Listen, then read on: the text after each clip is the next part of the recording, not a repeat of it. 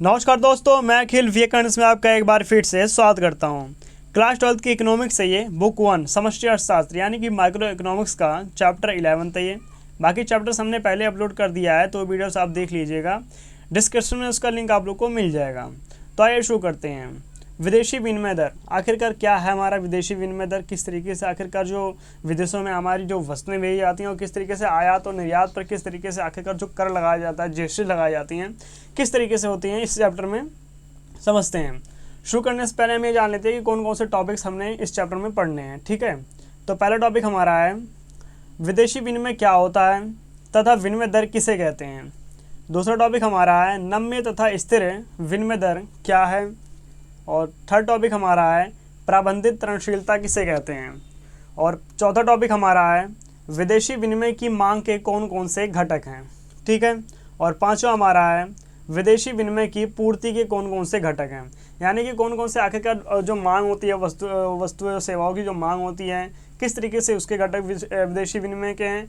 और पांचवा टॉपिक हमारा है विदेशी विनिमय की पूर्ति के कौन कौन से घटक होते हैं। तो आइए एक एक टॉपिक्स को पढ़ते हैं। टॉपिक्स को पढ़ने से पहले हम कुछ परिभाषाएं जान लेते हैं। आखिरकार जो परिभाषाएं हैं ये किसे कहते हैं। ठीक है, क्योंकि ये बहुत ही इंपॉर्टेंट क्वेश्चंस होते हैं हमारे की परिभाषाएं क्या होती हैं। ठीक है, विदेशी विनिमय किसे कहते हैं, यानी कि जो विदेश में विनिमय किया जाता है, वस्तुओं का आदान प्रदान किया जाता है, लेन देन किया जाता है, आयात निर्यात किया जाता है, वो है क्या आखिरकार, किसे कहते हैं। घरेलू मुद्रा के अतिरिक्त कोई भी विदेशी मुद्रा विदेशी विनिमय कहलाती है। ठीक है, आगे देखते हैं।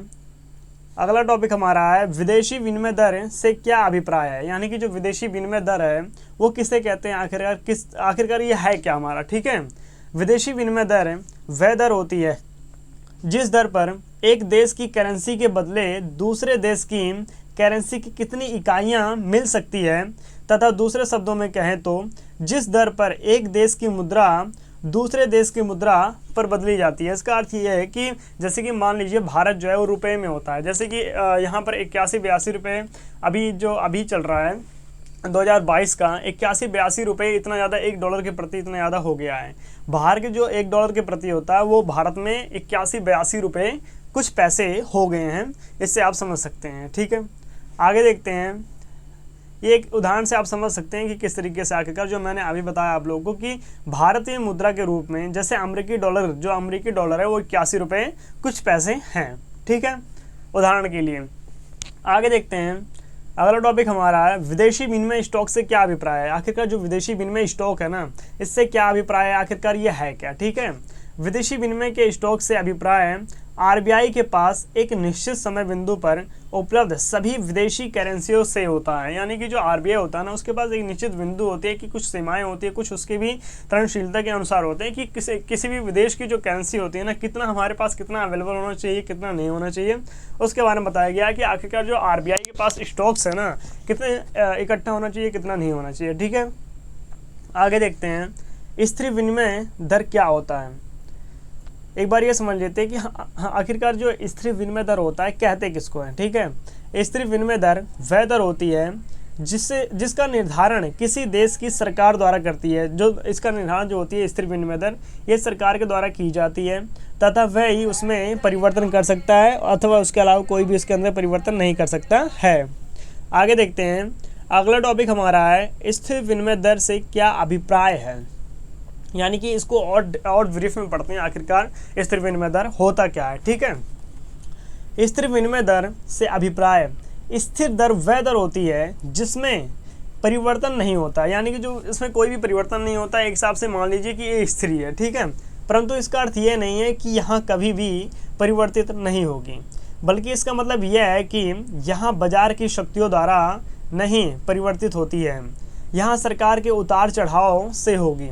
तथा दूसरे शब्दों में कहें तो स्थिर विनिमय दर वह दर होती है जो सरकार द्वारा निर्धारित की जाती है, यानी कि जो स्थिर विनिमय दर होती है वो सरकार के द्वारा ही, राज्य के द्वारा ही निर्धारित की जाती है कि क्या हमें क्या इसके अंदर परिवर्तन लाना है, हमें क्या इसके अंदर परिवर्तन नहीं लाना है, या फिर उसे स्थिर ही रखना है। ठीक है, अगला टॉपिक देखते हैं क्या है।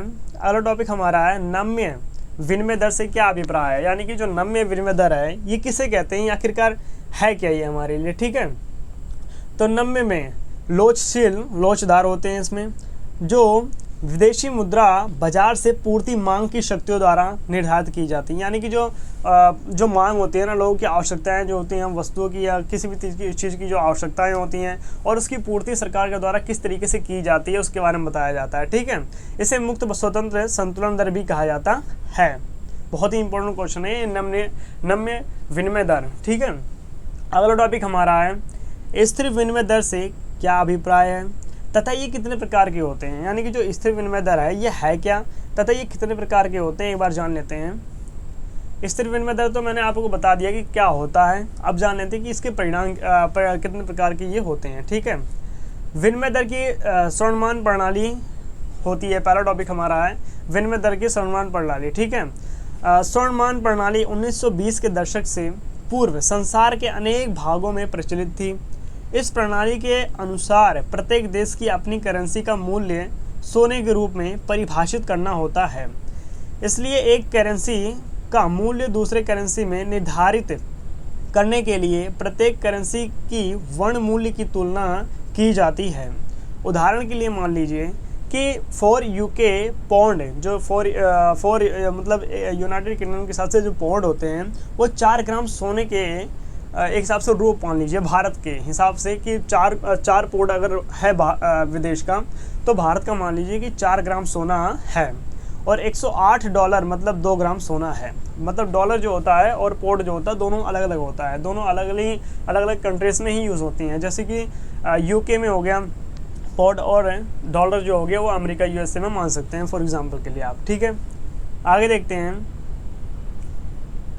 अगला टॉपिक हमारा है ब्रिटेन वोटर्स प्रणाली क्या होती है। वोटर्स प्रणाली क्या होती है, ठीक है, आखिरकार जो ब्रिटेन वोटर्स प्रणाली होती क्या है। ब्रिटेन वोटर्स प्रणाली विनिमय दर की एक अस्थिर प्रणाली थी, फिर इसमें कुछ सीमा तक समायोजन की अनुमति थी और इसी कारण इसे सामान्य सीमा प्रणाली कहा गया है। यानी कि जो सामान्य सीमा प्रणाली है कुछ ना कुछ इसके अंतर्गत भी बताया गया है, इसके बारे में भी कहा गया है। ठीक है, तथा विनिमय करेंसी जो होती है उसकी यूके एक ऐसी करेंसी अर्थात अमेरिकी डॉलर के सामान्य के साथ संबंधित कर दिया गया है।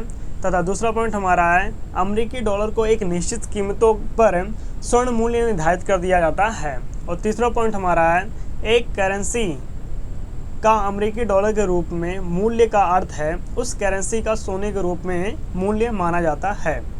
जो दो करेंसियों के बीच समानता के लिए वर्ण की ही अंतिम इकाई का कार्य करता है। ठीक है, आगे देखते हैं।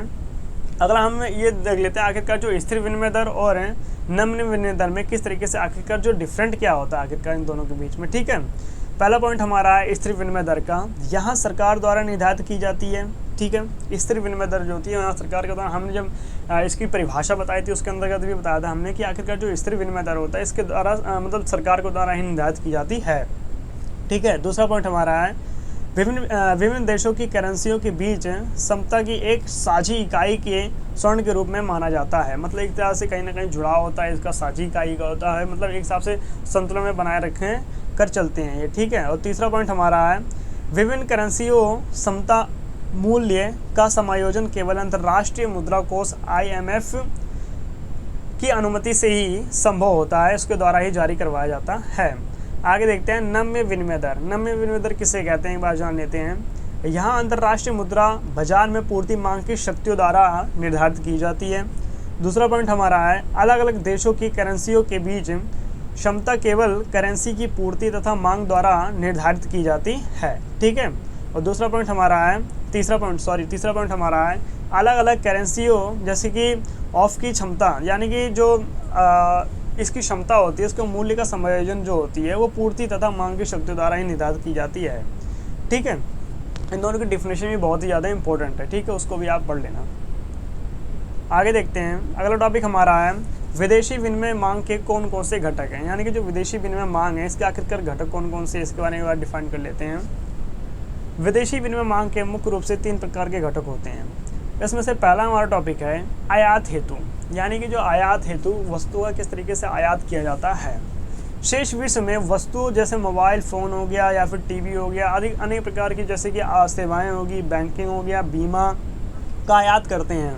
इसके लिए विदेशी विनिमय की आवश्यकता बहुत ही ज़्यादा होती है, क्योंकि आयातों का भुगतान केवल विदेशी विनिमय में से ही की जाती है, इसे ही आयात कहा जाता है। आगे देखते हैं, अगला टॉपिक हमारा है दूसरा, इसमें अंतर्राष्ट्रीय ऋणों का भुगतान, यानी कि जो अंतर्राष्ट्रीय ऋण है इसका भुगतान किस तरीके से किया जाता है। अंतर्राष्ट्रीय ऋण विदेशी विनिमय के रूप में लिए जाते हैं, तदनुसार इन ऋणों का भुगतान करने के लिए विदेशी करेंसी की आवश्यकता अधिक मात्रा में ज़्यादा होती है। भारत जैसे अल्प विकसित देशों, आप लोग जानते हैं कि भारत देश जो है हमारा अभी भी बहुत ही ज़्यादा अल्प विकसित है देशों में, यहाँ विदेशी विनिमय की मांग एक महत्वपूर्ण घटक के रूप में माना जाता है, जो कि अंतर्राष्ट्रीय ऋणों का भुगतान होता है, यानी कि कहीं ना कहीं अंतर्राष्ट्रीय सहायता भी प्रदान की जाती है। और तीसरा हमारा घटक है अनुदान तथा दान। इसके बारे में जान लेते हैं कि है क्या आखिरकार। ठीक है, विदेशों को दिए अनुदान तथा दान भी विदेशी विनिमय में की मांग में योगदान देते हैं, तथा किसी देश को योगदान तथा दान प्राय उस देश की करेंसी या किसी अंतर्राष्ट्रीय करेंसी जैसे यूएसए डॉलर में दिए जाते हैं, उसे दान तथा अनुदान कहा जाता है। आगे देखते हैं, अगला टॉपिक हमारा है चौथा, आय का भुगतान।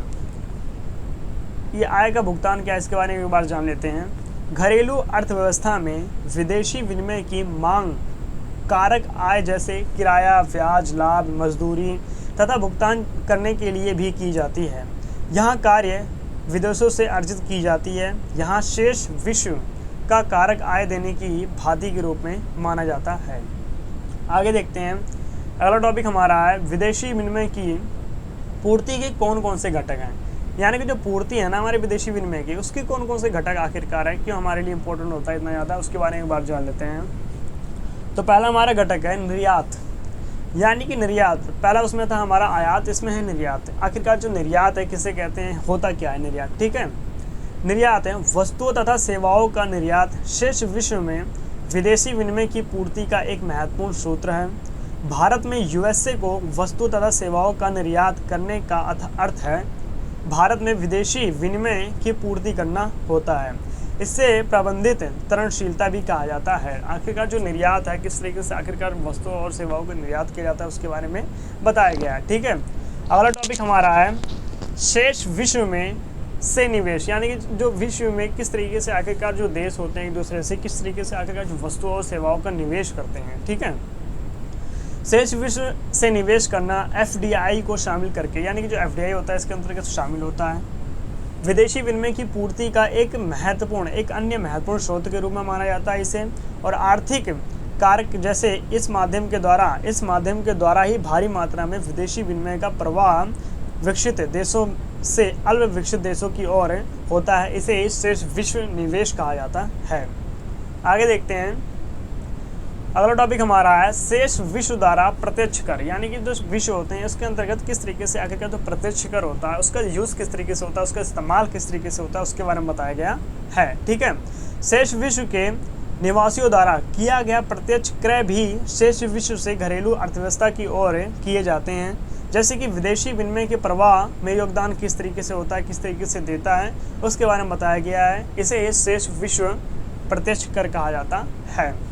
आगे देखते हैं, शेष विश्व में से ऋण, यानी कि जो शेष विश्व है उससे आखिरकार जो पैसे हैं उससे किस तरीके से आखिरकार जो ऋण है प्राप्त किया जाता है।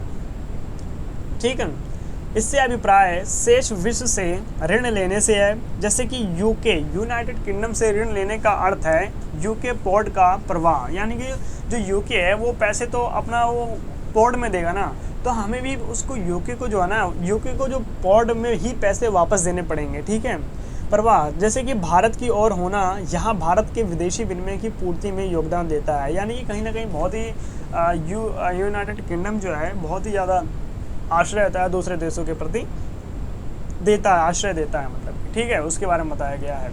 आगे देखते हैं, अगला टॉपिक हमारा है संतुलन विनिमय दर किसे कहते हैं। ये भी बहुत ही ज़्यादा इंपॉर्टेंट पॉइंट है हमारे लिए कि संतुलन विनिमय दर किसे कहते हैं, आखिरकार है क्या है। ठीक है, संतुलन विनिमय दर विदेशी विनिमय दर जिस पर विदेशी विनिमय की मांग का और पूर्ति दोनों बराबर होते हैं उसे संतुलन विदेशी विनिमय दर कहते हैं। चित्र के द्वारा हम आपको समझाने का प्रयास करते हैं। एक बार आखिरकार जो संतुलन विनिमय दर किस तरीके से होता है, आखिरकार जो वस्तुएं और सेवाओं की पूर्ति के लिए किस तरीके से आखिरकार जो मांग होती है ना, एक तरीके से एक स्ट्रक्चर क्या होता है उसका, कि जो बैलेंस एक तरह से होता है कि वस्तुएं और मांग और पूर्ति दोनों एक दूसरे से किस तरीके से बराबर हैं, इक्वल हैं। ठीक है, देखते हैं डायग्राम। इस डायग्राम से आप समझ लेना कि आखिरकार है क्या विदेशी मुद्रा की मांग जो होते हैं, मांग और पूर्ति किस तरीके से आखिरकार जो हमारा जो मतलब ई और क्यू किस तरीके से आखिरकार बराबर है ना, एक तरीके से इक्वल है, और ई और आर किस तरीके से इक्वल है, कि एक हिसाब से एक समान स्थिति है, कहीं कोई बैलेंस अनबैलेंस नहीं है कि कुछ कोई प्रॉब्लम है, बल्कि यहाँ एक तरीके से समझाने का प्रयास किया गया है कि विदेशी मुद्रा की मांग और पूर्ति में किस तरीके से आखिरकार डिमांड जो होती है और सप्लाई ये होता है, और जो डिमांड होता है ये होता है, किस तरीके से आखिरकार दोनों ही इक्वल है, दोनों ही बराबर है। ठीक है, आगे देखते हैं। अगला टॉपिक हमारा है प्रबंधित तरणशीलता किसे कहते हैं, यानी कि जो प्रबंधित तरणशीलता है किसे कहते हैं, एक बार इसके बारे में जान लेते हैं। प्रबंधित तरणशीलता एक ऐसी प्रणाली है जिसमें केंद्रीय बैंक विदेशी विनिमय दर के निर्धारण को बाजार शक्तियों पर छोड़ देते हैं। ठीक है, परंतु समय समय पर आवश्यकता के अनुसार दर को प्रभावित करने के लिए हस्तक्षेप भी करता है। जब विदेशी विनिमय दर में अत्यधिक निम्न हो जाते हैं तो केंद्रीय बैंक जो होता है उसमें विदेशी विनिमय जो होता है वो करना शुरू कर देता है। आगे देखते हैं। और जब विदेशी विनिमय की दर अधिक हो जाती है तो विदेशी विनिमय का विक्रय शुरू कर देता है। इसे ही प्रबंधित तरणशीलता कहा जाता है। इसका मतलब क्या है कि जो विदेशी में किस तरीके से आखिरकार अत्यधिक आवश्यकता पड़ जाती है जैसे कि केंद्र बैंक को, तो वो विदेशी विनिमय करना शुरू कर देता है आखिरकार। और जब विदेशी विनिमय की दर अधिक हो जाती है तो उसको जो विक्रय है वो कम करना शुरू कर देता है। इसे प्रबंधित तरणशीलता कहा जाता है। आगे देखते हैं। तो हमारा यहाँ जो 11th चैप्टर है विदेशी विनिमय दर वो ख़त्म हो चुका है। तो अब हमारा सिर्फ एक चैप्टर रह गया भुगतान शेष, जो कि हमारा आखिरी चैप्टर होगा। तो आई होप आपको वीडियो अच्छा लगा होगा। वीडियो को लाइक शेयर एंड कमेंट करके जरूर बताना कि आप लोग को वीडियो किस तरीके से थी, आखिरकार कैसी लगी। और पहली बार अगर हमारे चैनल पर आए तो सब्सक्राइब जरूर कीजिएगा। अब मैं आपसे अगली वीडियो में मिलूँगा, तब तक के लिए जय हिंद जय भारत।